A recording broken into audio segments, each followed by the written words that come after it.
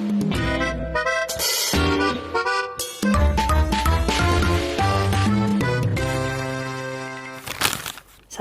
warahmatullahi wabarakatuh. Halo semuanya, perkenalkan saya Wulandari Aryanisa dengan NIM 022311021 dari Program Studi Matematika Institut Teknologi Kalimantan. Pada video kali ini saya akan membahas salah satu algoritma klasifikasi yang cukup sering digunakan dalam dunia machine learning, yaitu K-nearest neighbors atau yang biasa disebut sebagai KNN. Banyak orang bilang KNN ini adalah algoritma yang paling manusiawi. Kenapa? Karena cara kerjanya sangat mirip dengan cara kita menilai sesuatu di kehidupan nyata, yaitu berdasarkan siapa tetangga terdekatnya.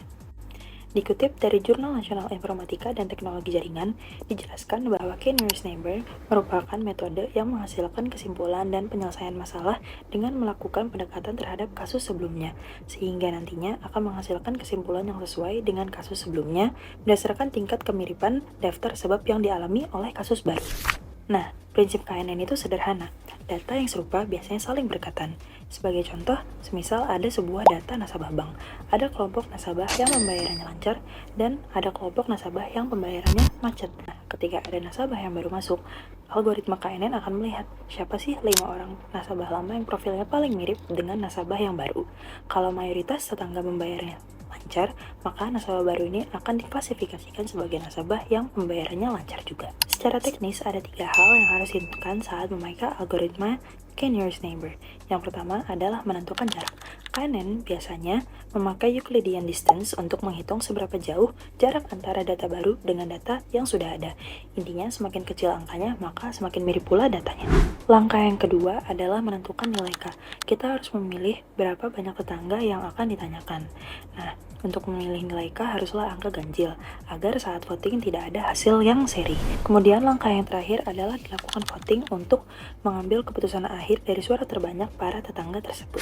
Nah, algoritma ini memiliki kelebihannya itu sangat mudah diimplementasikan dan hasilnya cukup akurat untuk banyak kasus. Namun, algoritma ini juga memiliki kekurangan, yaitu algoritma K-nearest neighbor cukup berat kerjanya kalau datanya sudah mencapai big data atau data yang mencapai jutaan data, karena harus menghitung jarak dari semua data satu persatu. Selain itu, harus dilakukan normalisasi data atau penyamaan skala supaya tidak ada satu variabel yang mendominasi perhitungan hanya karena angkanya lebih besar. Jadi, kesimpulannya, algoritma K-nearest neighbor merupakan metode klasifikasi yang sangat simpel, transparan, dan mudah dijelaskan, sehingga sangat ideal untuk digunakan pada berbagai skenario klasifikasi yang mengutamakan kemudahan interpretasi data tanpa memerlukan proses pelatihan model yang rumit. Demikian penjelasan saya mengenai algoritma klasifikasi K-nearest neighbor. Semoga bermanfaat untuk teman-teman semua. Terima kasih, dan wassalamualaikum warahmatullahi wabarakatuh.